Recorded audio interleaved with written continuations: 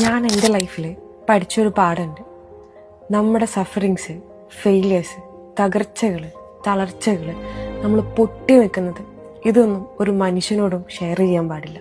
നമ്മൾ ലൈഫിൽ പലപ്പോഴായിട്ട് സിമ്പതി, സപ്പോർട്ട്, അതുപോലെ തന്നെ കൺസിഡറേഷൻ, ഇതൊക്കെ എക്സ്പെക്റ്റ് ചെയ്തിട്ടാണ് നമ്മുടെ സഫറിങ്സിനെ കുറിച്ച് മറ്റുള്ളവരോട് ഷെയർ ചെയ്യുന്നത്. എന്നാൽ ഈ ടൈമിൽ നമുക്ക് തിരിച്ചു കിട്ടുന്നത് ഇഗ്നോറൻസ്, നെഗ്ലിജൻസ്, അതുപോലെ തന്നെ നമ്മൾ ഒഴിവാക്കലുകൾ, തകർക്കുന്നത്, നമ്മളെ തളർത്തുന്നത്, ഒറ്റയടിക്ക് താഴെ ഇടുന്നത്. നമ്മളപ്പോൾ ഓർക്കുന്നില്ല ഒറ്റ നേരത്തെ റിലീഫിന് വേണ്ടി നമ്മൾ തകർക്കുന്നത് നമുക്ക് ഫ്യൂച്ചറിൽ കിട്ടാൻ പോകുന്ന, അവർ നമ്മളിൽ ഇൻവെസ്റ്റ് ചെയ്യാൻ പോകുന്ന ഒരു കോൺഫിഡൻസ് ഉണ്ട്.